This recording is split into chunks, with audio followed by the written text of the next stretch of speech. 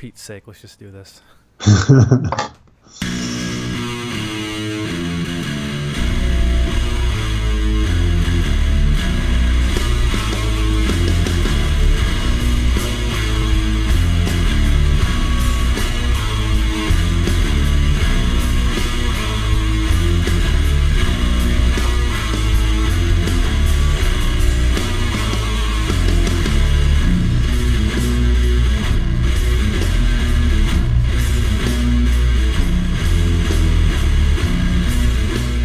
Back again. You stole my line. I got the timing perfect too. Yep. See that? I got you down, man. Yeah, it's when it gets quieter. It's when it gets quieter. But yes. I know what you're gonna say before you say it. Yeah. Well, I've done it 94 times in a row now, so. 94 times in a row. Not bad. God almighty. So, busy weekend. Yeah, man. It was a good weekend for our arm wrestling community. Yeah, I was driving everybody crazy because I was in DC with my mom, and I was like, I gotta be back by this time, and then I gotta be back by this time, so I can sit in front of my computer and watch shit. You were like a little kid with WrestleMania on? I pretty much, that's pretty much exactly what I was. Yeah, I gotta see Hulk Hogan. I gotta see Hogan beat Warrior. I like the Ultimate Warrior. Hulk Hogan was cool, but I like the Ultimate Warrior. He was my main man. That's fair. He turned into a madman, though. Yeah, he turned into Warrior, where he started just calling himself Warrior and his kids Warrior. Yeah, his first and last name was both Warrior. Yeah, that's a problem. Warrior. that's kind of a problem, you know? I'm going to use that as a, what do you call it, segue. Oh. Because we have a lot of our USA Warriors who went over to Poland and kicked ass. Let's talk about them. Sure. Where do you want to start? Let's start with... you want to start with the tournament? Or you want to start with... let's start with the tournament. Herman right. Stevens, he's watching right now. He kicked ass, man. I was super impressed watching him. Yeah. I was very happy to see him do so well. Because that's a big step. Not just because it's, a higher level or anything, but, everything. It's international. I think that's the first time he's ever been international. So, getting on a plane, going a real long distance, totally different time zone, all that stuff, how tight they are with reffing. Very impressed. Well, he did. He mentioned that a couple times online about the reffing, and I don't know if I was interpreting it right, but it seemed like it was a few calls he didn't really agree with, and they do. I mean, I wasn't sure about the way they were reffing that event. It seemed like there was, with the microphone at the, person down at the desk having a microphone and communicating with the one ref at the table. It seemed like there was a delay and confusion pretty frequently. I don't know if you noticed that. I did. I think for some reason my camera just died. 1 second. Oh, good. That means we don't have to look at you. No, that's true. Oh, I see a gray box. That's cool. It's back so now, everybody can just look at me because I'm more handsome anyway. So. I'm back on the feed, thanks. But yeah, I agree. It was kind of strange, the whole reffing thing has to, because you have to call fouls, but then again, we want to see matches too, right? Yeah. So what becomes the issue? Is it an equipment issue? Is it it's not the rule issue? Because listen, if your elbow comes off, it's pretty cut and dry, right? There's a line in the sand. Your elbow's on the pad, your elbow's off the pad. Now, what you do with that is, up to interpretation, whether you want to stop the match or running foul. You can argue both of those things. It's fine. Mm-hmm. But, I mean, like Herman's last match right-handed, for example. Both guys smash into a hook, and then they stop the match. Mm-hmm. Did either one of them even notice? I know Herman didn't notice his foul because he, obviously he wouldn't have tried to. And I don't think his opponent even noticed it. So, is it an equipment issue? Or are these pads? Is the pad design bad? I know those pads are very hard. Well, that's the thing, because I would assume that the tables are probably all Mazurenko at this one. At Worlds, they had 3 Mazurenko tables and 5 tables that were built to look like Mazurenko tables, but were not. And so the elbow pads varied wildly depending which table you were at.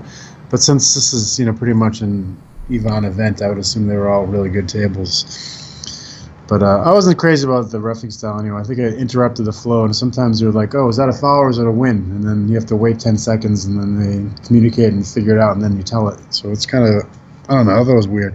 I also noticed, I don't know if you were watching closely about Herman's grip, it seemed like he was doing a little bit less dead loading than he has in the past. It seemed like he was squeezing pretty good in a couple of those matches. Yeah, So, sometimes it's hard to tell, Yeah. But See what he thinks. I just think it's an equipment issue. Mm. I mean, if you want to do running fouls versus not running fouls, that's a conversation that can be had. I understand both. I really do. I don't necessarily mind running fouls as long as they're done correctly.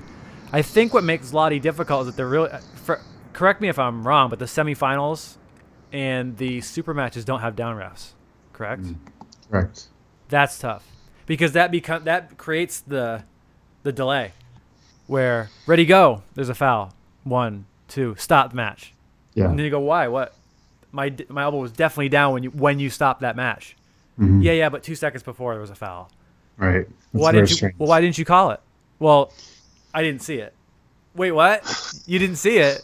So that becomes one of those issues where, did the camera see it? Yeah. But man, it's hard for the audience to buy that. Unless you want to show them over and over again. And if we have this camera that can show it over and over again, then why aren't you showing the pullers? Yeah, right there's your elbow foul. Right I think that would be a good way if the feed was included on the video that we watched. If they had a ref's camera whenever there was a questionable call or if there was a call made by the down ref that we didn't see, that they would just quickly show it. I think that would be a good thing. But, even with the camera and the so-called perfection, I don't know if you noticed this in the video, they were checking for pins by holding up a piece of paper and drawing like a straight line with that piece of paper across the video screen that they were using to call pins. And to me, that was sketchy. Yes. If you have to put a piece of paper up there to check to see if the line is being crossed, then it's probably not a good system to be using to call pins. Yeah, hard to disagree with that. And they were doing it with that second match that people were talking about between Pushkar and Todd, which from our vantage point did not look like a pin. It was close, but it did not look like a pin. And I think Neil Picca posted that on Facebook afterwards. And they were using that piece of paper method to determine whether it was a pin, and they decided that it was. And Mike went down and watched it, which I do like. I think that's a cool thing that you can immediately go down and see the replay. Yes. And after he saw the replay, he was still pissed, which means that he was he was thinking that it wasn't a pin, and a lot of people felt that way. Yeah, it's very, man, that's hard. If you have a camera and you're still not sure, there might be some stuff to think about. But it's always going to be, someone's always going to feel like something didn't go right. This is the way it goes. If you're somebody who walked through that tournament with no problem, you're like, man, the reffing's perfect. The event was great. Awesome equipment. So happy. You know what I mean? Like, as soon as something goes wrong, that's when there's something wrong. It's just the way it goes. And unfortunately with arm wrestling, especially when it comes to one-on-one competition, someone's got to lose. Only one person can win. So the person who wins is probably going to be a little happier than the person who lost. But, I think people did great. Herman I was impressed with. I don't know how Scott did. How Scott Mendelsohn do? He got 1 win, 2 losses, but his win was impressive. I don't remember the name of the guy, but it was a notable person. But good for him for jumping in there, man. People give him a lot of shit, but he, went to Poland and pulled some of the world's best. So you got to give it to him. Got in there. Was there any other Americans? I know Vazgen was there, but did he pull? Yes. So there's a bunch of, obviously Eli. Stayed off. Yeah. I haven't figured out if it was in the tournament or after. Me neither. But he did break his arm. I can't imagine it was during the tournament because by the time I found out, as far as time zone goes, it would be like nighttime there. I'm like, man, if this would have happened earlier in the day, I think I would have heard about it, or at least we all would have known about it. Hell, you probably would have heard about it before I did, if that were the case. You know what I mean? So, and I know there were a couple of people on my team that were watching the feed very closely, and they didn't mention anything. And I asked them if they saw it, and they said no. So, either way, that really sucks. It's really tough to see experienced guys get hurt like that. It's weird with bone injuries. You know what I mean?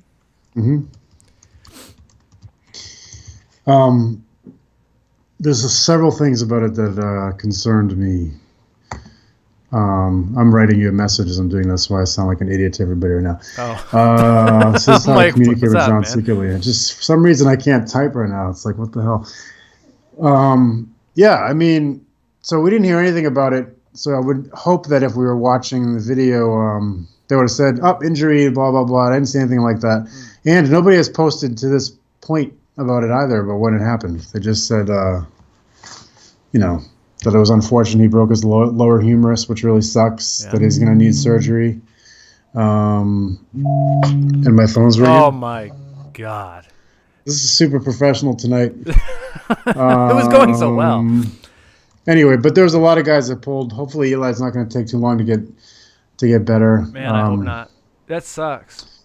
Ryan and Rebecca, both of the Todd family, were there. Yep. Actually, Ryan, he didn't do that well. Neither did Rebecca. But I loved Ryan's quote. I don't know if you saw that. And Rebecca was actually talking about it a little bit. He said something to the effect of, you can't train to beat the refs. So if that's what you're going to whine about, you should not come back. Which I thought was really cool.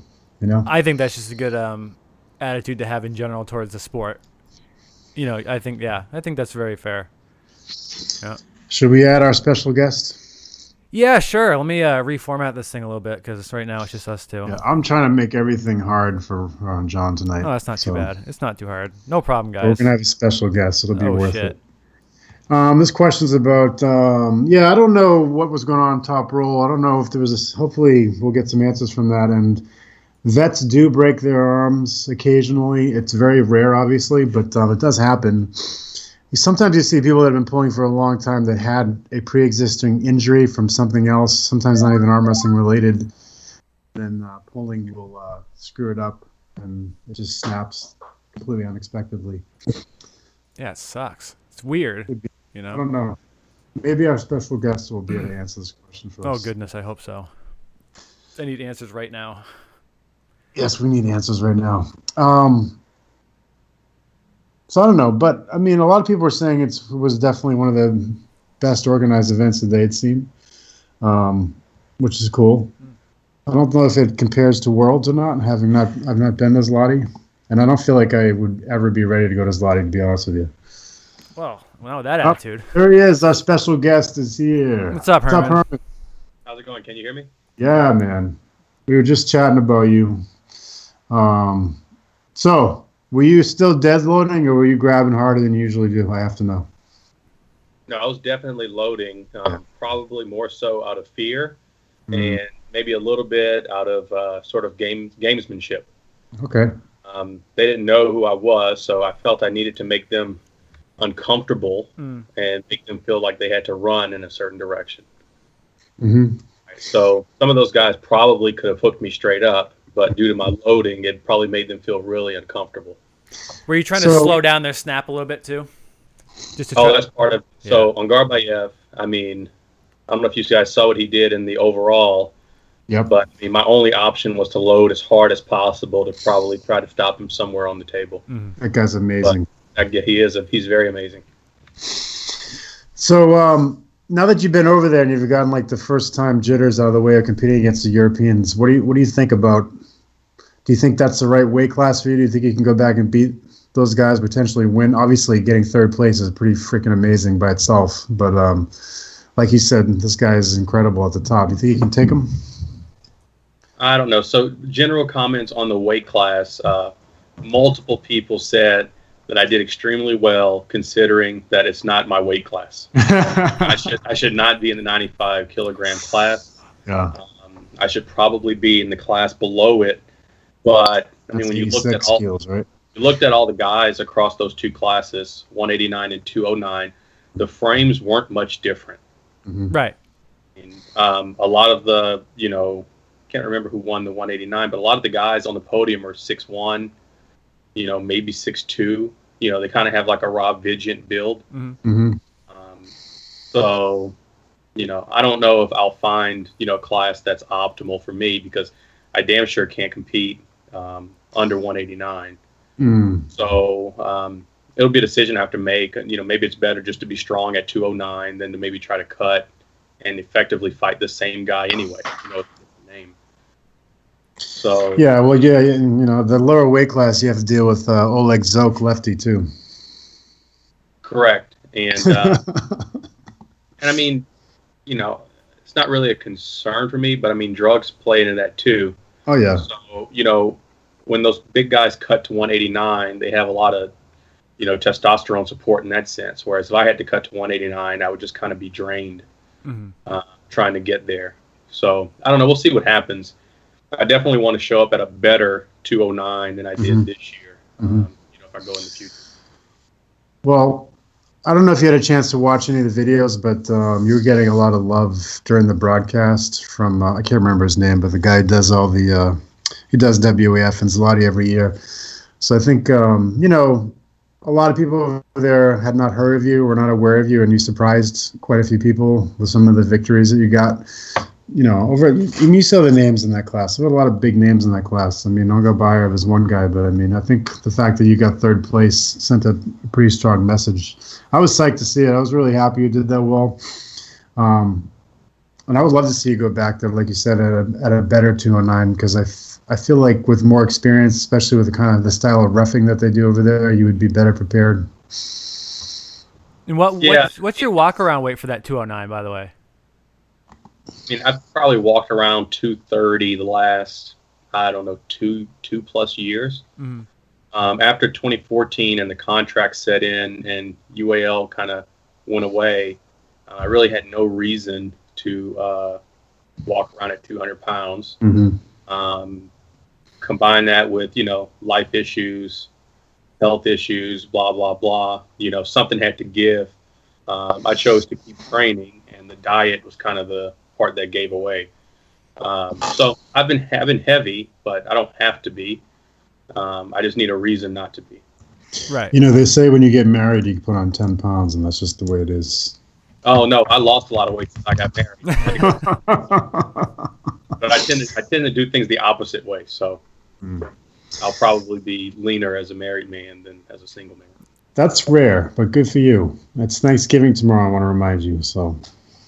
Oh, yeah, well, I'm by myself, so she's out of town, and I'm in bed, so I'll probably be too lazy to leave the house too. I can see a guitar right behind you, too, so I think you're fine.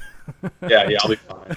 So, Herman, tell us about what it was like there, like the atmosphere, just the tournament in general compared to other big tournaments you've been to. It was pretty amazing. I mean, the tech that was there, sort of the cameras, the screens behind all the tables, whatever software they use to show, what matches on the table, the pictures, the graphics, the next two matches coming up. I really don't understand why the American tournaments can't do this. I don't understand how WAL with, people can say I'm hating or anything like that. I mean, this is just facts and analysis. I understand how an organization with, hundreds of thousands of dollars in prizes cannot have the same atmosphere that PAL has put together for the Zloty competition. It just makes no sense. And then the athletes, I mean, it just seemed everyone was just serious. You had teams, they all had like the uniforms. You didn't see people, drinking. I mean, it's just completely different. There's a certain seriousness about it. And, as a serious person, I kind of like it, Yeah, I think I totally agree with that. I haven't been to Zloty, but you're describing a very similar atmosphere to what they have at WAF. And I personally, I love the team shirts and the camaraderie, and even hanging around with teams from other countries and everybody talking as much as you can usually in English, because that's most people speak at least a few words of it. To me, it's like it gives an atmosphere of professionalism to the sport that we don't have here. It really feels like it's legit when you go overseas, particularly Europe, and compete. And then you come back here, and it's like you said, it's like, why aren't we using this software? Why don't we all have team shirts? Why aren't we taking this, remotely as seriously as they do? Well, it's interesting, too, because it's not like this has never been done before. Zloty is like this every year. It's a big production. They have all these things going on every single year. So it's not like we're going, okay, we need to figure out how to reinvent this wheel. It's like, well, no, they kind of have the wheel already. We just need to have an American wheel now. Like, it's available. We can do it, Correct. I mean, again, the organizations have had the money. So I still don't understand. We can't say, well, we don't have the money to put on the event. I'm sure UAL and WAL have burned through a lot more money than Igor has putting on Zloty. I'm sure. Yeah, he posted something about how much it costs to put these events on. But I mean, like, he puts in these huge super matches and he charges, $15-20 to watch them in pay-per-view. And I don't know how many people watched over around the world, but probably a couple thousand anyway. So you can, and he's got all the sponsors everywhere that I'm sure you notice, and he works hard on putting the show together, and he does it. And that's a model that someone could copy here if they really tried. And as for the software, they had the software. WL had that exact software, and they chose not to use it. The reason I know that is because I was begging them for a copy of it, and they finally gave it to me just because I wouldn't shut up about it. And it was Dwan who gave it to me from Australia, and I was like, why aren't they using it? He's like, I don't know. People like the paper brackets. But it's really cool when you have like 5-6 tables and you get all the video screens up there. You know exactly where you're going to be. 3 or 4 matches in advance. So it gives you all kinds of time to prepare mentally. I think it's so much better. Yeah. And it keeps the audience involved. Like, honestly, we need to have a good environment for the athletes, of course. And the more towards professionalism it gets, the better for all of us too. But we do have to remember that people need to be watching this stuff and being interested other than just arm wrestlers. I mean, it's cool for now if just arm wrestlers are, because it's a big enough pool where you can get the ball rolling really well with that. But if you can get the public involved too, that's great. But damn, it's hard enough with weight classes and how it is now for any public to even know what's going on. They don't understand if someone's 176 pounds or 187 pounds or 198 pounds. They don't know. They just know there's 2 guys arm wrestling, and I'm not even sure what their name is because there's nothing telling me what their name is. Correct. It also helps you navigate, a 3-table event when you know who's coming up the next 3 matches on each table. So it allows you to kind of find out where you want to keep your eyes, focused. That way you don't miss stuff. Yeah, I mean, you can have an event where it has 2 tables, and there's going to be a bunch of arm wrestlers that go to the wrong fucking one. So, I mean, It's hard enough for us with 2 tables, let alone 3. And the audience is going to be even more lost. What was I just about to ask you? Something smart, I think. I'll have to come up with something else. So how do you feel pulling Krasi? I have to say it right in case he's watching. It looked like the first match, man, when I think it was a false start on you. It was like, I was like, holy shit. And my mother was like, why are you swearing? Because I was in her living room. And but that was crazy. What did that feel like? I don't know. I think I got him, but there was no way they were not going to call the false start on that. I think if it was the other way around, they would have called it a pin. They would have been like, right on time. Kept on moving. But that's probably the only way I'll get a win on Krasi is to kind of surprise them or jumpstart or something like that. But that was definitely a pretty cool moment. It was. You're gonna watch that. If that was me, I would have watched the video 1,000 times already. But I think a lot of people were not prepared for your hit. I mean, Americans, when they go overseas, are not really known to be as speedy as most of the other pullers. And I think Rebecca mentioned that in one of her comments that she put out. But you're definitely one of the faster pullers, especially at 209. And I think people are not really prepared for that. So that was fun watching. Yeah, it's the hand control. If I feel that I've got control on the start, I feel like I can go. Like I said, against Angarbayev, I mean, his post was so good. He was just strong everywhere. So I didn't feel like I had that control. So basically, I just loaded as hard as possible, battened down the hatches, and tried to, see what would shake out. That guy's pretty special. He is. And I've been watching him for 3 years because he's in my weight class at Worlds, even though I'm not anywhere near ever going to be competing with him. But I love the Kazakhstan guys. I don't know if you got to see this watching them. They have the 2 styles. It seems like one of and he's one of those guys with a crazy post. It's and their knees are way under the table and they're just like, it's amazing how well they do it. And then they have that other kind of high hook that a bunch of them do.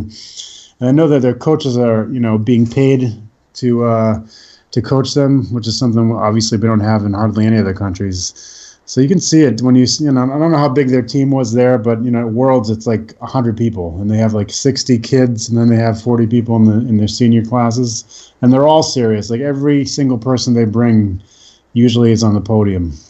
Yeah, and their seniors are kids themselves.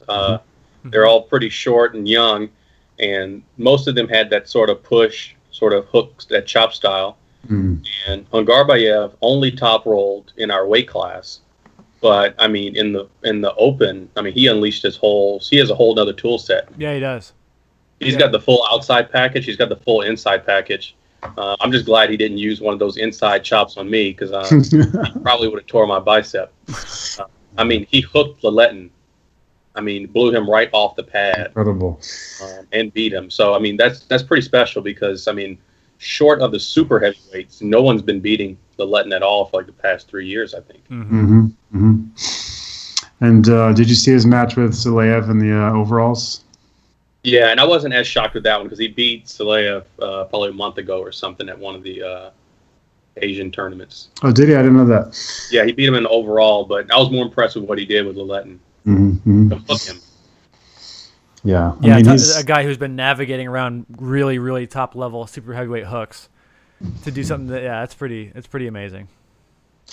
There's another guy that was there who was also at Worlds, who I feel and he had some success in the overalls too, and it's that guy Kozak, who's I think he was in 86 kilograms, from Turkey.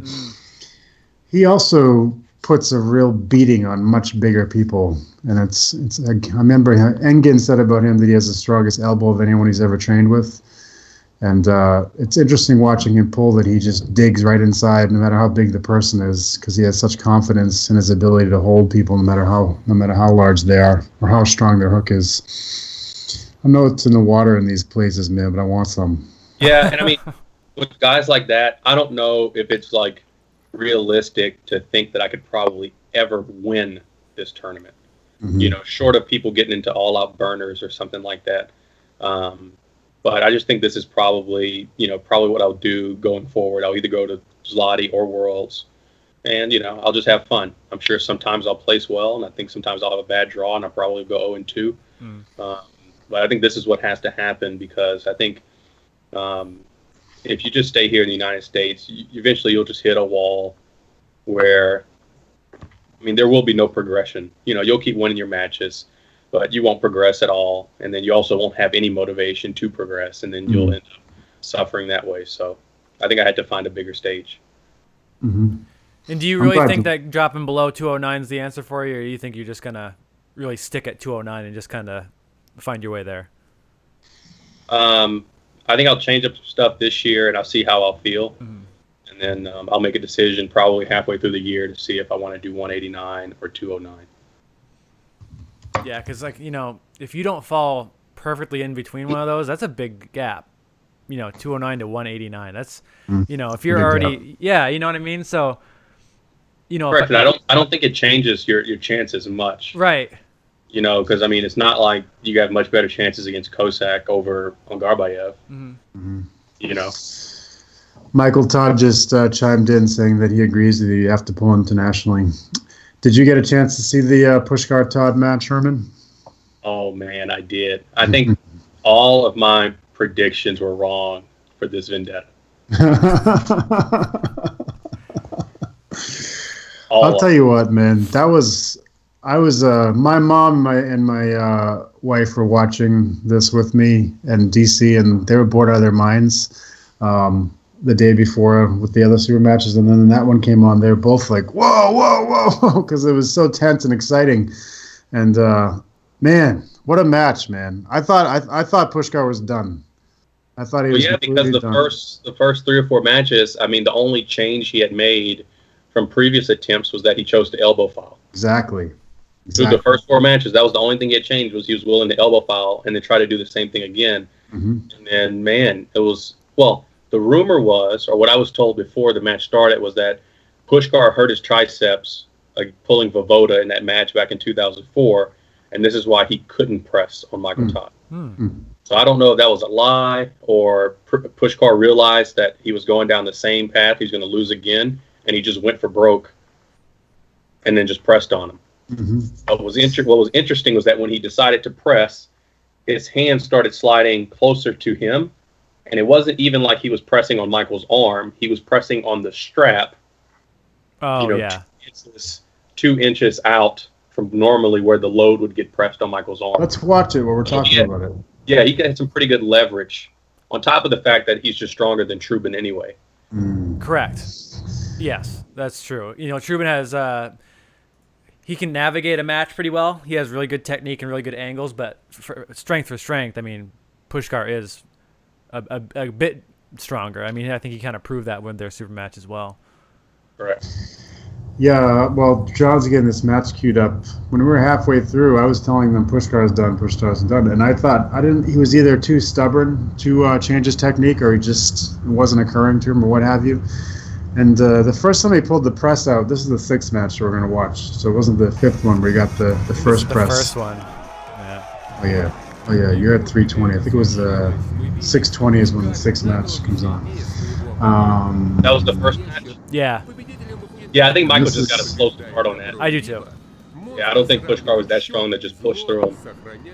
Yeah, this one right here is the first. I think this is match 6 with the second press. The first time he did it, he seemed to adjust. It was almost like he was like, "Oh wait, I can press here." It's like it just suddenly occurred to him. He didn't think he had the power or the right positioning, and then he did it, and it worked. Well, it's scary. Sometimes if you don't really have a great press, but then all of a sudden you're in the position to do it, if it's kind of foreign to you, you just don't feel like it's there until all of a sudden you try it, and then you're like, oh, there is a lane here.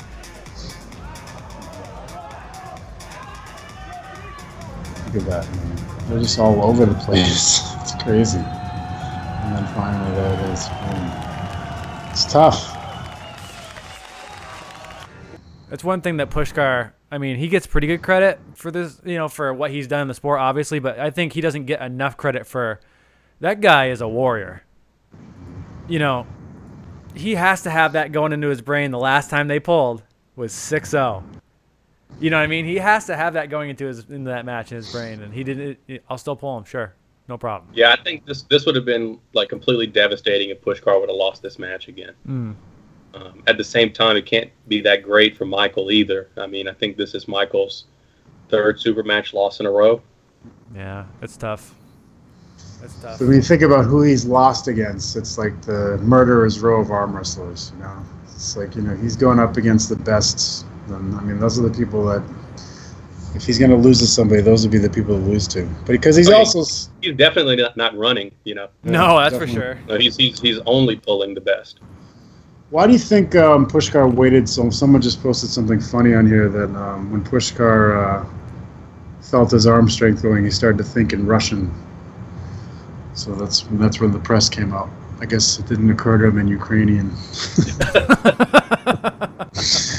But yeah, Mike just said it sucks. Nick, I totally get it, man, that it sucks. But I mean, you gave him hell, and I didn't think Pushkar had a chance coming back. I was just about to ask you guys, why do you think? He went with that old strategy of just hitting, and purposely elbow falling. Why he went? Going to the press. Why did he take so long to try something different? Well, like I said, if your worst move is the one that does the trick, sometimes it takes a little bit of, sometimes it takes desperation to do it. I have nothing left. I better do something. Fuck it. My worst move's going to be the one. Oh shit, that one worked. You know what I mean? Sometimes, even if you're 4 matches in, you're not thinking, my worst move is going to be the key here, so I better try that. Sometimes you just have to lose every other move. Yeah, I think it's also a personality type thing too. I mean, it's something innate in Andre. It's just who he is, that he's going to just sit there and just crush people. Mm-hmm. Yeah, he has. And then it also may be some nurture in the sense that he doesn't have. I doubt he has many people that he can kind of game with at practice. Mm-hmm. So what do you do? Sure. Right. You build angles and options when you need them. If you could just curl your wrist and smash sideways and it beats literally 99.9% of arm wrestlers, then you probably don't really care that much to learn those angles. Yeah.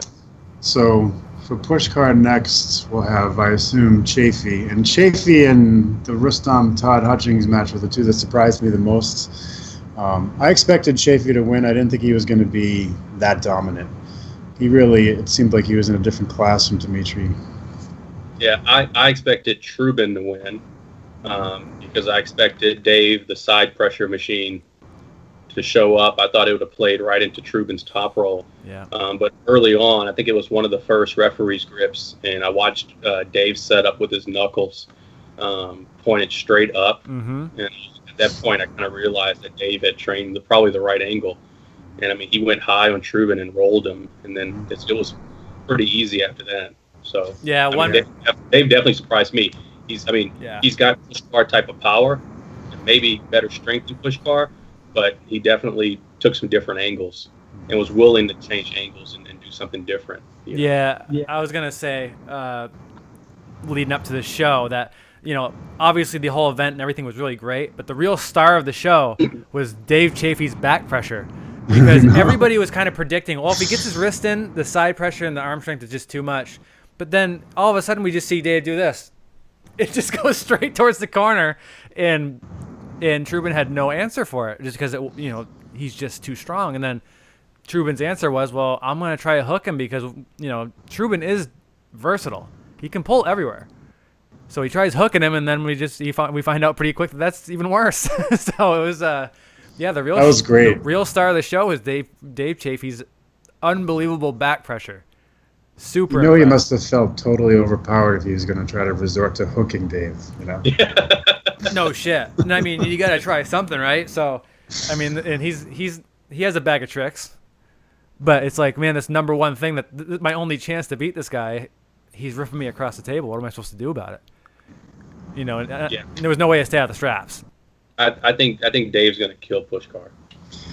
I have to agree with you. I think because Dave has like near Saplinkov type of strength, and he's got a few more moves than Dennis. He's not as awkward, I think. Yeah, I think his hand's a bit better. I mean, none of them are like regular Janis Omelins or anything, but Dave can move better, I think, than Dennis. Mm-hmm. I was very surprised by the Hutchings Babayev. I didn't know who was going to win that one, but I expected it to be close. Yeah, I think my head almost exploded watching that first match. It's scary. I was in Todd's corner, and I was just like, what the fuck? I know. The first one, I watched the first one, and, obviously Todd shoots in. Rustam kind of drags back, and he had to kind of stop for a second and do it again to pin him. And I'm like, okay, well, Todd's in this. He's there. There's some pressure in there. Then the second match, they said go, and Rustam just timed it perfect, just smashed. I'm like, oh, yes. No. Oh, no. See, I thought the same exact thing, John. I was like, okay, slowed him down a little bit so he can wear him down a little bit each match, and as long as he catches up by match 3, he'll be okay. And then the second match, he lost quicker, and it seemed like Rustam figured out his angle, and it just was like he could beat him wherever he wanted. Yeah, it looked very similar to his matches with Arson back in 2011. And, I mean, I didn't have a lot of time to analyze it with Todd after the fact, but it looks like a bicep deficiency. I talked to Todd before, and I was asking, we talk a lot about side pressure, but I said, okay, what about biceps? And, just generally talking to Todd, biceps aren't his focus. They've never been my focus. But I think someone like Krasimir would stop those hits from Rustam.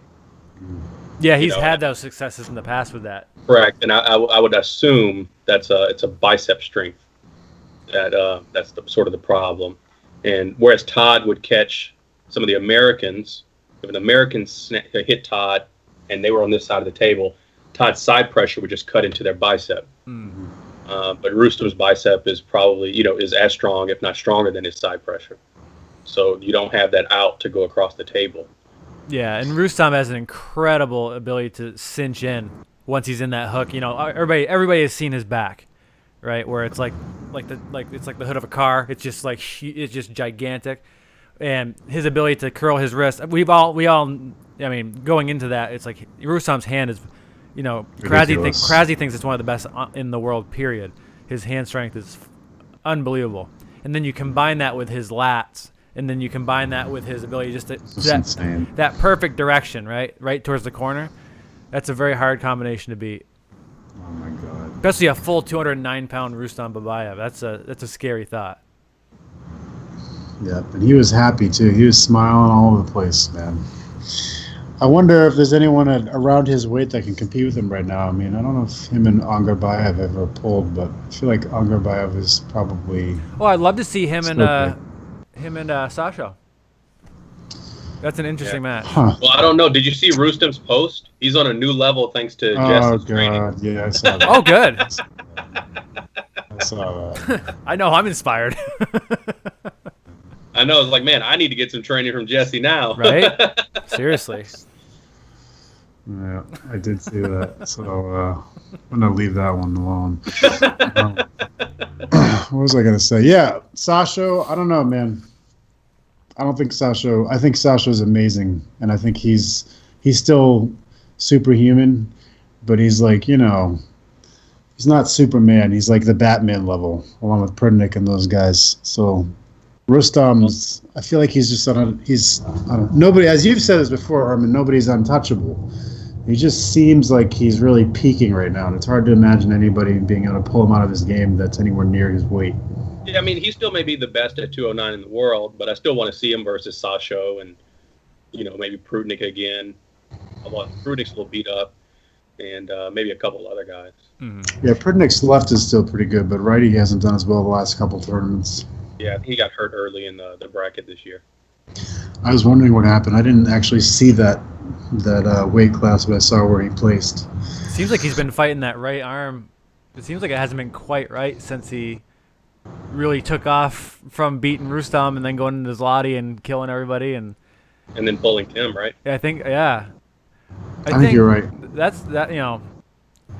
The PAL did that a few times, and I think it was kind of a mistake where they set up guys like Prudnik versus Timmy, and then Zolov versus Jerry Cataret, and it's great to be a giant killer and all, but at a certain point it can cause those injuries, especially when you come in nice, fresh, strong, and there's some 330-pound guy smashing into your arm.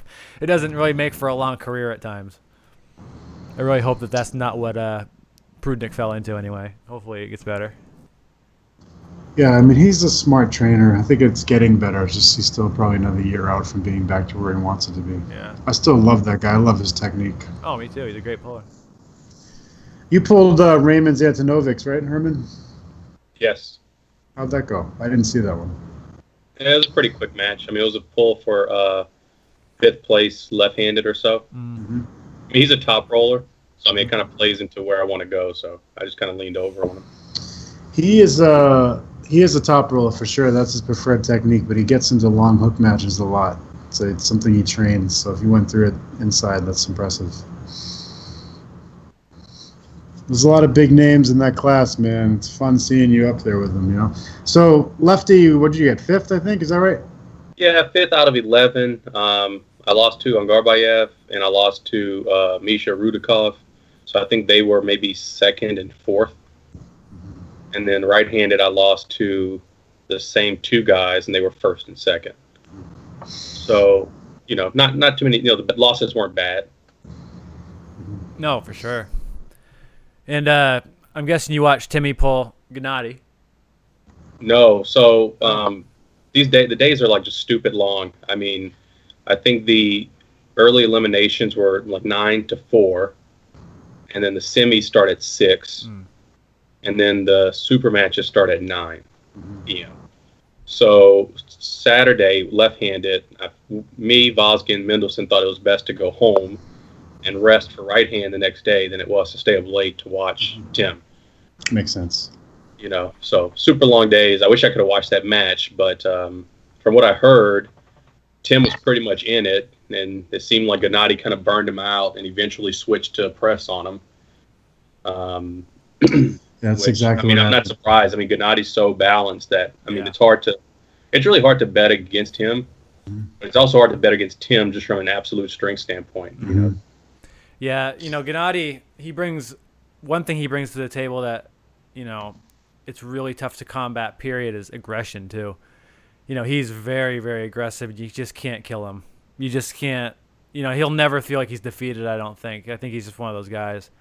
But yeah, Timmy. Yeah, he broke his arm at Worlds, and he kept pulling the next day anyway. What? He broke his left arm. He got a fracture in his left arm, and he pulled right-handed the next day anyways. He had it all wrapped up like a mummy. Well, yeah, I saw it was wrapped. That's what happened? Mm-hmm. Yeah, see, that's a different kind of guy. And he was big. So I think when he was the last 2 years at Worlds, I think he's won a gold the last 2 years at Worlds. I think he was probably 280. I think at a super heavyweight. Right. I think he was listed at 310 to 315. Yeah, he's big.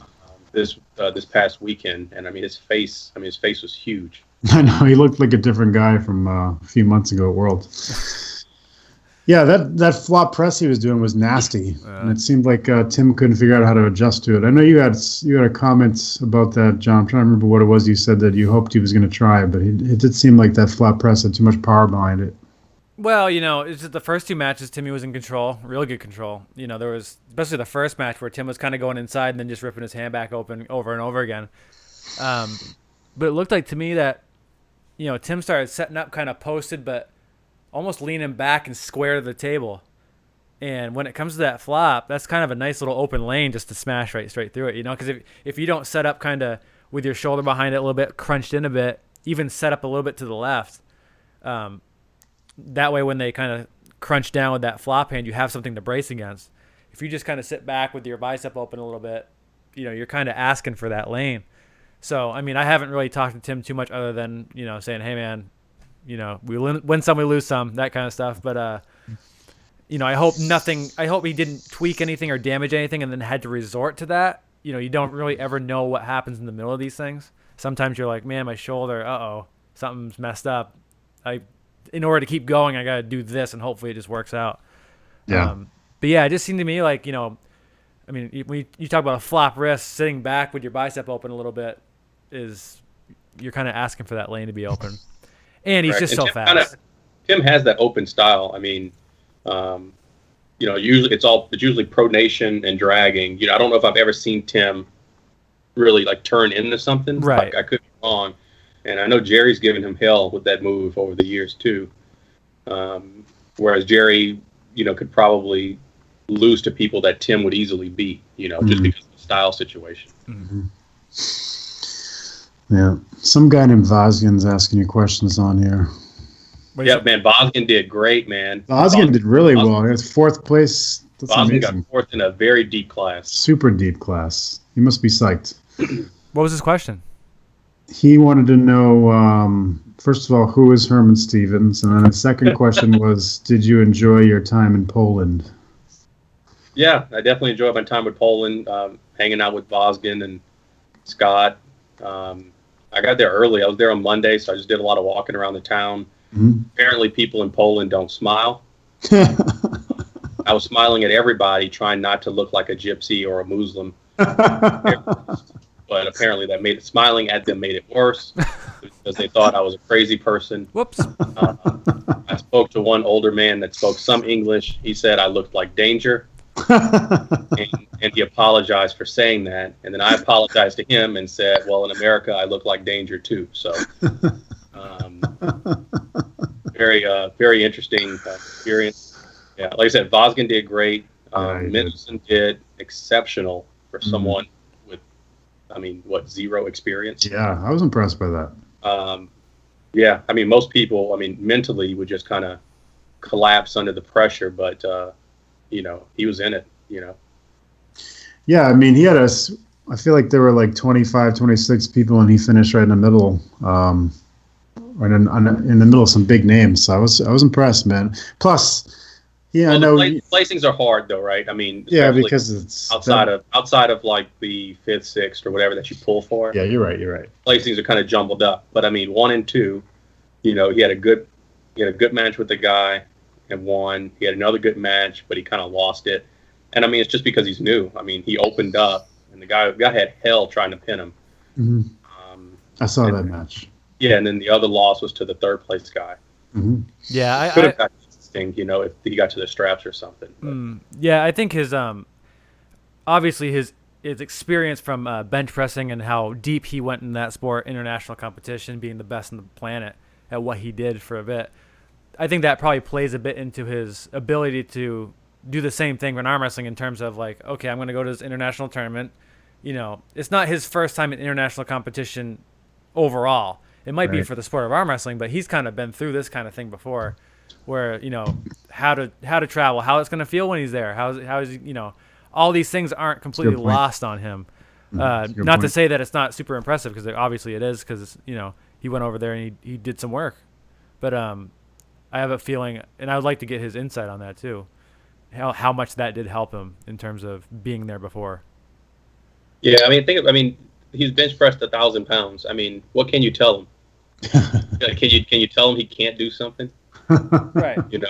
So mentally, I mean, he's probably there. I mean, he's got a lot of technical stuff to work on. Mm-hmm. He's got a lot of strength to build. Maybe even on the nutrition side, you know, I think he was probably eating and maybe salt loading like a power lifter, you know, and I think he probably got pumped too easy. Yeah. You know, whereas, you know, I think Devin said he likes to go into an event kind of hungry. Yeah, me too. I don't mind doing the same thing, you know. I'd rather eat either super early, just go in hungry, or just maybe not even eat breakfast at all, you know, and then just pull most of the day without, you know, snacking or something like that. Yeah, I'm with you on that. I mean, I definitely feel like I pull better when I'm on an empty stomach, or maybe just have like a small candy bar or something early in the day. You know what I like about Scott is that, you know, people. I mean, he probably got more crap than just about anybody except maybe Big Frank about arm wrestling. But now it's like 2 years have gone by, and he's still here. He's still trying. He's still learning. He's competing. So I think you know, people expected that he was trying to come in and, like, I don't know, garner some sort of minor amounts of fame off of pulling because he was a hero in the powerlifting world. But he seems like he's serious about it. You know, he's taking his time. He's doing a lot of training. And he went someplace, you know, where he was likely to go 0-2, and he just jumped right in. So to me, that's worthy of respect. Okay, so first of all, you know, let's not put Scott in the same sentence as Frank. I already did. I can't take it back. Frank is a joke. It's on the internet, you know? Now. I was at the Europa in Phoenix maybe a month ago or 2 months ago, and some guy was there competing in the novice or something.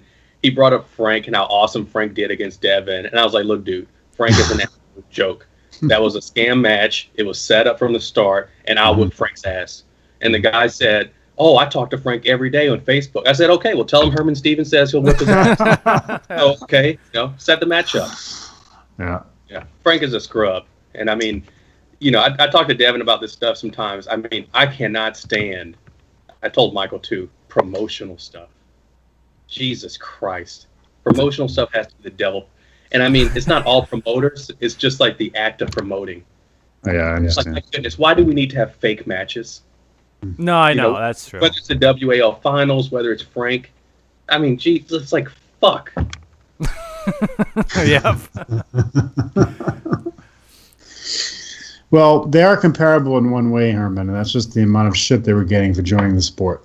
But other than that, I have to agree with you. You know, I think we need a Herman Stevens vlog. That's what we need. We probably do. Yeah, I think you should have maybe a 5-minute segment on every show. When the Daily Mustache. The Daily Mustache. Talked about a short segment. It could be like the after midnight special or something like that. It'll be called Who is Herman Stevens? Yeah, that's actually perfect. Be uncensored, the dark side of arm wrestling. We can go that route or something like that. Sure. Yeah. Well, we'll just our subject for the day will just be what you guys kind of didn't want to talk about. Oh, there you go. That's fine. Sure. Like, we already know what that is. They don't want to talk about Jesse. They don't want to talk about Frank Budaleski. Well, I got to work on my tan before I can talk about Jesse. So. Yeah. I do like that picture that Jesse put up with him with fake abs on the beach. I don't know if you've seen that one, but I haven't and I won't. It's really something, let me tell you. I didn't see it. It's really something. You should look it up. I can picture it, you know. So Herman, other guys. So like you know, Ryan didn't do so well. You know, I know Reza wanted to do better. What about Marcio? I was a little bit surprised by where he placed. I was not surprised, but I definitely wanted him to do better. I don't know if anyone pinned Marcio.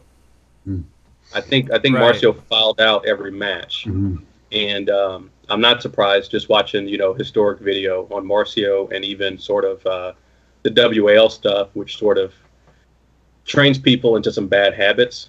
But what was clear was that strength-wise, Marcio I mean, had to be, I mean, right there with Krasimir. I think they went into the hook, and it was kind of hard to follow everything, but they went to the hook, and it was dead even. And then Marcio fouled out. Mm-hmm. So he is as strong as probably the elite guys in that 231 class. You know, I think you're right about the fouls, Herman. I wasn't as worried about that with him because I know he had been to Worlds before, and I figured that he would adapt and go back into that system. But I think you're right. I think he was just, I mean, the matches that I saw, he was doing those little not even little elbow hops that you can get away with in WAL. And since they call everything over there, it just burned him over and over and over again. He didn't seem like he adjusted. Yeah, and I fouled out too one match, so I'm not like completely picking on Marcio. It's hard to do. But, I mean, you know, I think I talked to Ingen before, and Ingen was like, well, he has World's experience. But I think Marcio said that was, 10, 15 years ago. Yeah, it was a long time ago. But, yeah, the strength thing, I mean, I think everyone realized that. And I think Krasimir said after their match, he expected to meet Marcio. He expected to see Marcio in the final through the B side, but it didn't happen. Yeah, yeah, I think we had the same conversation around Worlds time when they go to Worlds and got fouled out because they were kind of trained in the WAL. And the thing is, too, there's a big, big difference between instinct and knowledge. You might know how to keep your elbow down, but if you've been pulling in tournaments where you don't have to for a few years, your instincts now are I don't have to do that. And now you also combine it with you're going from these big, cushy elbow fouls that I don't even necessarily keep my elbow down on anymore to rock hard 7x7 pads. It's compounded. Combined with the nerves, combined with the sort of the skittishness of pulling other people that are that strong. Sure. I mean, you're not in the U.S. anymore. You know, you might have, 5 people in your class that can hook like Devin. Maybe more, So, I mean, the talent level's pretty high. That's definitely for sure. And everything's brand new. Yeah. Do you, I'm going to ask you that in a second, but before I do, wow. What was I going to say? Oh, yeah. Eli, do you know what happened with him with the arm break? Was that in the tournament or after pulling or what? Yeah, so I don't know exactly like where he shook out placing-wise either hand. I want to get through that first. But he looked pretty good. I never really talked to him before this, but he's been pulling for about 7 years. I think he's 23 or something. He's young, yeah. And he started out in Uzbekistan. So, I mean, when he was up there, he looked super polished. He looked just like everyone else that was up there because that's what he grew up in. He wasn't super nervous. Like I said, he just looked like one of the Europeans, or Eastern Europeans. But in the match where he broke his arm, he hooked with the guy, and he felt that the guy elbow fouled, and so he kind of shifted towards a defensive lock. He was holding the guy. It was a Russian too, pretty strong guy, holding the guy pretty easy. He turns to the ref, says foul, and then Bosgan said his shoulders turned just a bit, and that's when it popped. Wow. Yeah. Damn. That sucks. Yeah, that kind of sucks. He was kind of out of it after that, and then he had to stay like an extra day, and then I think he was flying back with Reza. I assume he was going to get surgery here and not over there. Yeah, they just kind of put in a cast, I think. Yeah. Good. Send him on his way. It's scary, man. Especially when it happens to people who are experienced like him. It just makes you wonder what kind of architecture is hidden in our arms that we don't know about. Yeah, and I don't know, maybe he had a previous stress fracture, or maybe it was just the position by itself is that bad. But, I mean, at this point, I'm similar experience to him, 7 or so years. You kind of think you're immune to that kind of stuff, Right. Yeah, it makes you think that. And then, Corey Bresnan broke his arm, and then Eli break. It's like, what the hell is going on? Yeah, I know. It's a little unnerving, It's one of those things that, I don't tend to think about it a lot, but it's just weird when it happens to people that have been pulling at a high level for a long time. Yeah, just I mean, I never think about it at all when I'm pulling. I think that'd be probably not the best idea in the world, but with all these things happening recently, you start to think about it a little bit. It's like, what the hell exactly is pulling on that bone exactly? And why is we've all been in bad positions. You know what I mean? Like who because somebody was talking about a break arm position last night, and I said, in a certain way, every time you go sideways, you're putting yourself in a broke arm position if we talk about it. You know what I mean? If you talk about spiral fractures of side pressure, if you go sideways, you're putting the right pressure on it, to injure yourself. So I don't know. It's really strange. especially with somebody of his experience. I don't know. I hope he, we won't know until he posts about what kind of surgery it ends up being. But I mean, there's various different kinds. Obviously, depending on how bad the fracture is, hoping it'll be one of the. They put him. They don't even need. A lot of guys that it's happened to recently, they don't even do surgery. They just bind it and tape it up, and then they're okay. It's incredible what they can do now. I had a guy actually. Based on what Reza was saying, and we met a guy out there named Alec Ross, I think, who's a doctor. Oh yeah, I know him. And I think they're probably going to go a plate and a bunch of screws or something. They said that was a bad spiral fracture. Oh, that's too bad. Okay, that is too bad. Shout out to Alec Ross. I ran out of money and he bought me some dinner. So that's nice. Alec's a good guy. Yeah, I spent some time talking to him over in Budapest. He's a cool guy. He knows what he's doing too. He was telling me about the platelet-rich plasma stuff that he's experimenting with people that have elbow injuries. And I spent some time researching it over here. It's very interesting stuff. But I like people that are on the cutting edge, and he seems to know. Vazgen said it was exactly the same break that Corey Bresnan did. So, yeah, I don't know. Michael Nance just posted people concern themselves with protein but forget things like calcium. Personally, I can tell you, I eat so much ice cream, there's no way I don't get enough calcium. So I think that's a good suggestion for everybody to eat more ice cream. Eat your ice cream? Okay. Yep. So, yeah, Vazgen's pointing out all kinds of different interesting things. I do think, to say one thing, I did think it was a little weird that, Jesse was kind of sponsoring Todd Hutchings' opponent. Not that Jesse has to support an American because he's from America. It just seemed like it was a little bit of a weird dynamic. But well, he sponsored 15 Ukrainians, to my knowledge, and I would assume that included Misha Rudikov, who was also my opponent. So, yeah. So I don't know. So is Jesse is this as traitorous as like Colin Kaepernick? I mean, does he go in this bucket now? I really want to hear what the Deep South Pulling Association has to say on the subject. I mean, this is pretty close to home. I mean, this is in our sport, so I want to see where this stacks up. We'll have to. Where is this between Facebook. Colin Kaepernick, snowflakes, Jesse? I mean, where does this stuff line up? I need a ranking. I will be paying attention. I need carefully. to know what I need to be mad about. Yeah. Somebody will tell you. You can bet your bottom dollar. You need to log into Facebook more if you don't know what to be mad about. Yeah. What the? Okay. Vazgen's having fun over here, man. I can't even keep up with his train of thought. All right, so what do you think about? I know I've been bugging you about it for 2 years, Herman, even before we really even knew each other, about Worlds. So it's in Turkey. You got to go to Indiana first. Are you thinking about it? Currently, no. I just think Zloty's easier to go to. I think I made the decision probably less than 2 months before to go to Zloty. Worlds, I'd have to make the decision in February or something to go cut for nationals. It's April, but yeah. I had to make the decision in February or maybe now to cut weight for April. Then I'd have to continue cutting or maintaining the cut until October or something like that. I don't know. It just seems like too much of a hassle for what it is.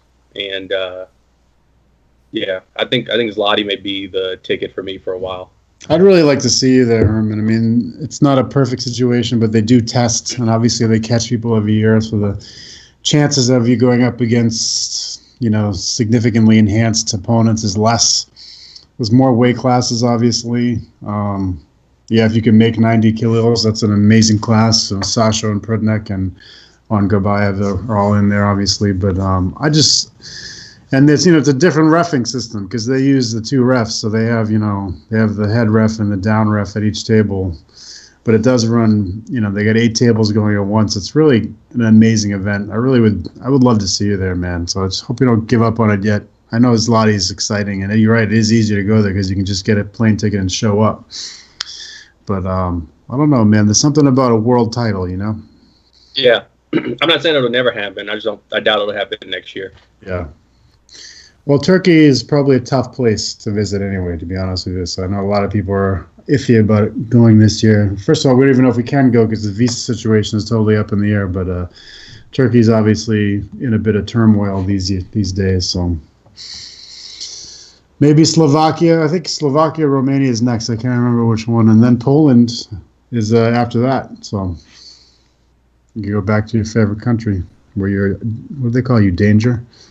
Yeah, I look like danger. Herman like Danger Stevens. Yeah. Not bad, really. It's not bad. So I have a question for you guys. All of a sudden, it seems like a lot of Americans want to go to Zloty next year. So I think Craig said he's going. Jordan Seal said he's going. Justin Bishop said he's going. What do you guys think? Would they want to there's see? two ways. They wanted to see how human they were by you guys showing up and testing the waters first. I think what you're getting at is like, well, if Herman went over there and got third place, then I can go over and win it, kind of thing. Maybe, but I'm curious to see how the rules and that sort of thing affects everyone. I think it's harshly. The last couple of years. Yeah, first of all, people are going to get crushed if they don't. No matter how many times we say it, they don't realize what strict reffing is like until they go over and then get burned by it. But there's no WL anymore, so there's no money to be had here. There's no fame. There's no like fortune. So why not go to Zloty? Yeah, you have to do something. You have to do something. But yeah, there could be some of it too. Like, well, shit, if Herman get third place, I'm going to go over there and win it. You know, a lot of people haven't pulled you. They don't know what they're facing, and they don't know, what you are. So it's easier for them to assume that, well, I can smoke Herman, so I'm definitely going to go win. And then when they get over there, it's a rude awakening for most of them. Craig Tullier, he's been to Worlds a bunch of times, so he's in a similar situation to Marcia because Craig's current style involves lots of fouling. And at WAL, that was acceptable. But over there, he would get fouled out instantaneously. He would hardly have time to even have a match. But he's so strong and he's so skilled. Imagine he could probably adjust and go back to the strict style. So I'd like to see him go. He can make the 86 for sure. I'd like to see some of our hookers go, like Chase Stratton. That's true. Or like Scott Ballinger. Yeah, Ballinger. I'd like to see Ballinger at 209. Yeah, I think both of those guys would do really well at 209. Chase might be a little. Well, I mean, everyone's going to get wrecked by Angarbayev, right? But I mean, a lot of those guys will just go into a hook with Chase. Mm-hmm. So I think it'd be really interesting for those guys to go because they're all like. Scott's set up kind of normal. Chase sets up kind of normal. Yep. They plant their elbows. I think they could go and actually have matches. Yeah, and I'd like to see maybe someone who hasn't been around for a little while, but Steve Rao. Steve Rao. When the WAF was in the United States, he took second in his weight class, and he beat Rustam's brother because he's the guy. Go ahead and hook me. You know what I mean? And he has a great. I think he hurt himself at Nationals this year, though. He hurt himself lefty. Oh, you're right. He hurt himself righty. That's right. I do remember now. He did. That's too bad. I've never been beat faster in my life than pulling him left-handed. Yeah, so those guys, I think Derek Simmons in Louisiana, if he can make 209, I think he would be pretty nasty left-handed. But yeah, there's quite a few guys I'd like to see go. Well, maybe they will. Maybe you'll be like the motivator, and then I'll start going now. Baskin said that you spent your entire time in Poland at McDonald's. Is that true? Well, no. I had to cut weight, so from Monday to Friday, I think I ate 3 meals. I think I had vegetables and a coffee at a pizza joint, which was really depressing. That is sad. It's the saddest thing I've ever heard, Herman. I think I cooked eggs one night. I think I cooked a steak another night. And then after that, I was at McDonald's most of the time. Well, he said that... oh, my God. Are you going to come back and read all these comments? You can read it if you want. I can't even follow Vazgen. He had 2... Well, it's Vazgen. He said you had 2 Big Macs every morning, first of all. And he said that you were basically permanently in the drive-thru. And 6 a.m. in the morning, you were there. All he wants to talk about is McDonald's. Well, Baskin McDonald's is an American fast food restaurant. I had 2 double quarter pounders, and the drive-through thing is since I stayed in an apartment, like that was a 20-minute walk from the hotel, I had to actually walk through the drive-through because I didn't have a car. Well. And then, I mean, I think I set off all their alarms or something because everyone was like scared because I was just standing behind their car in the drive-through. This guy looks like danger behind us. What's he doing? Exactly. Why is he walking through the drive-through?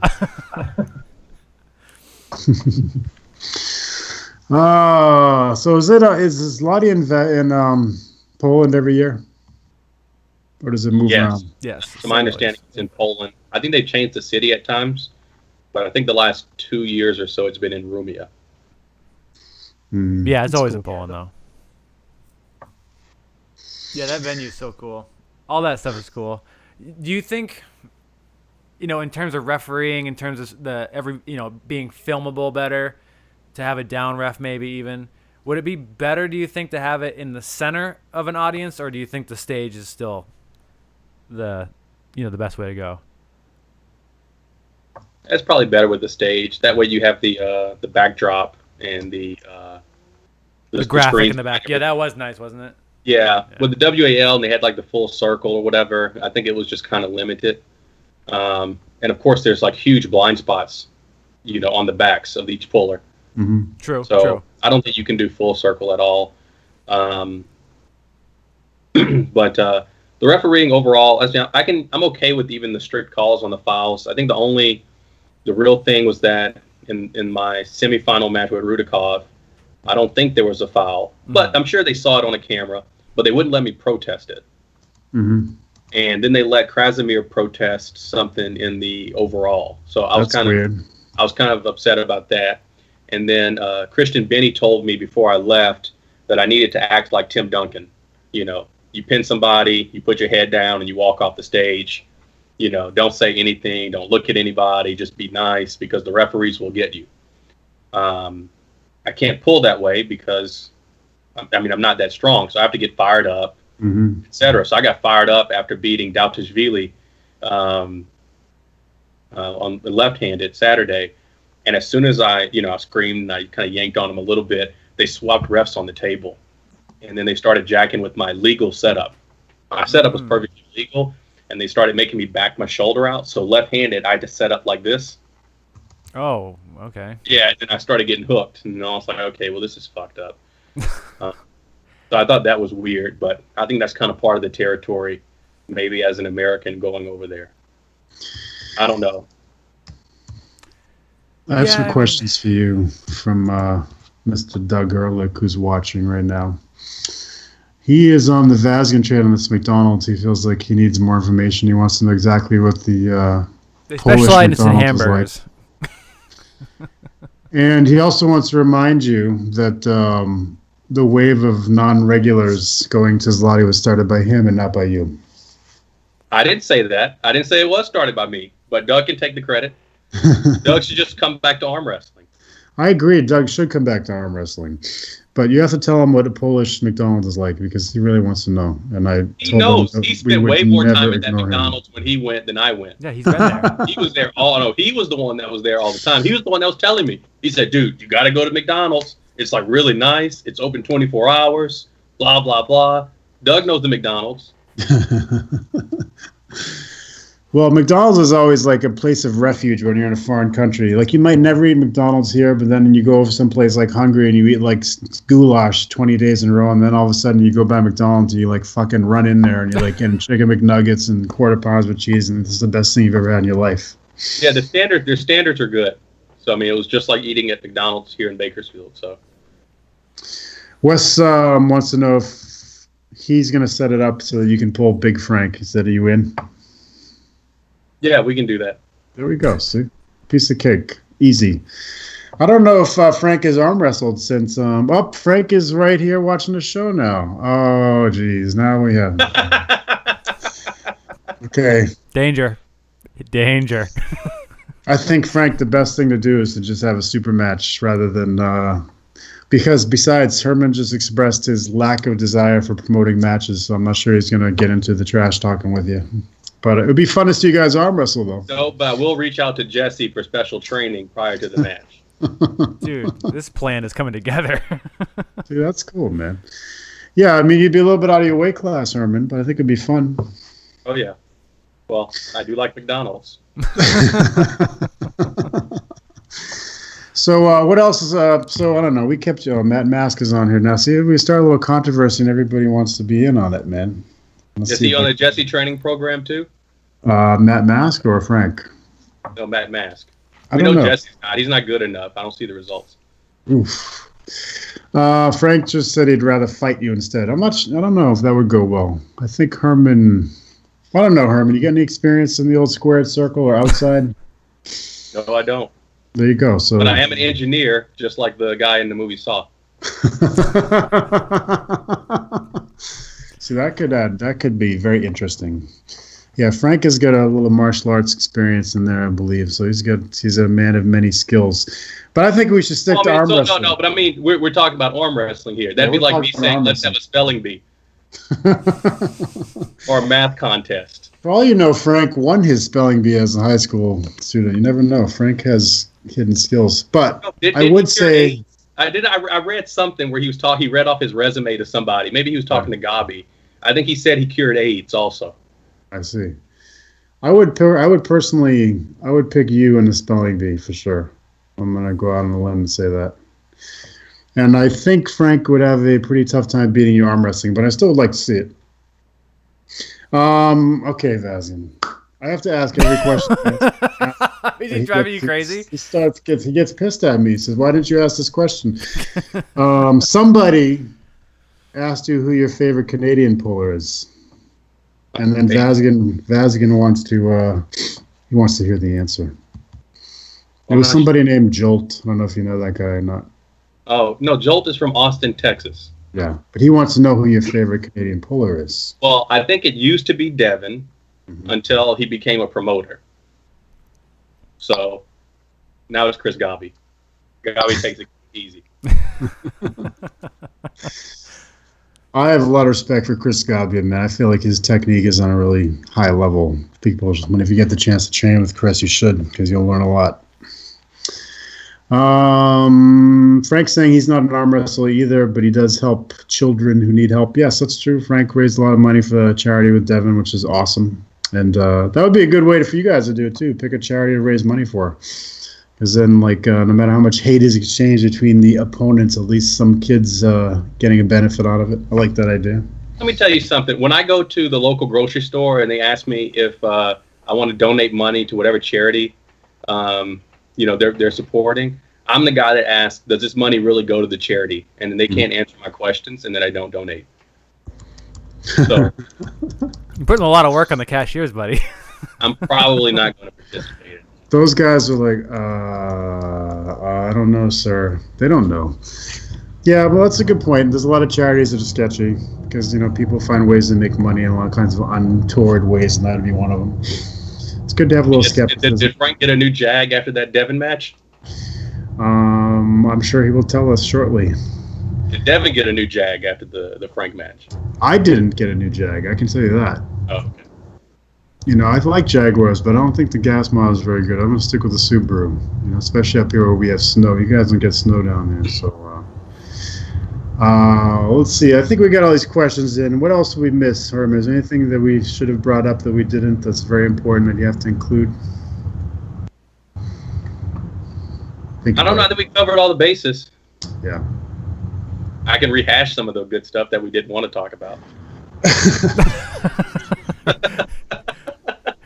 That's what we'll call it. We'll call it the danger zone. I would love to talk about a lot of that stuff with you, but we sort of had a promise to never let this show get political. But I would love to discuss a few of those topics you brought up with on Facebook in like 5 minutes.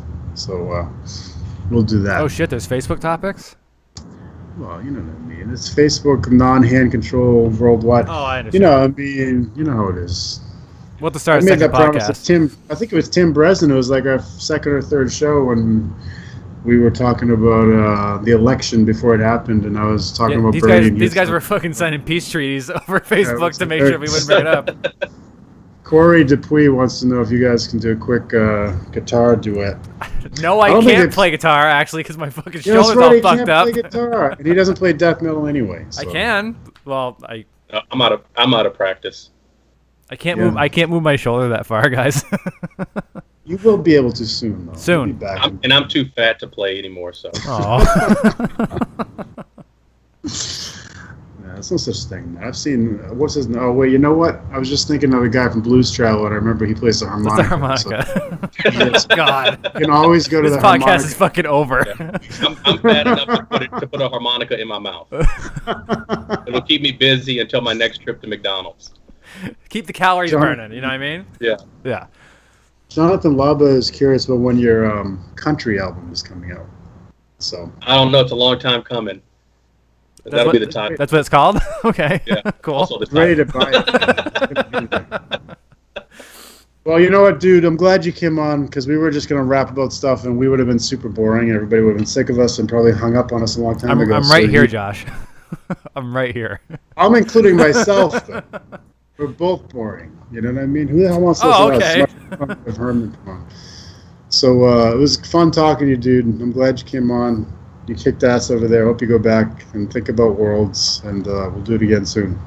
All right. Later, guys. Later, All right. man. Adios. See you guys later. Peace.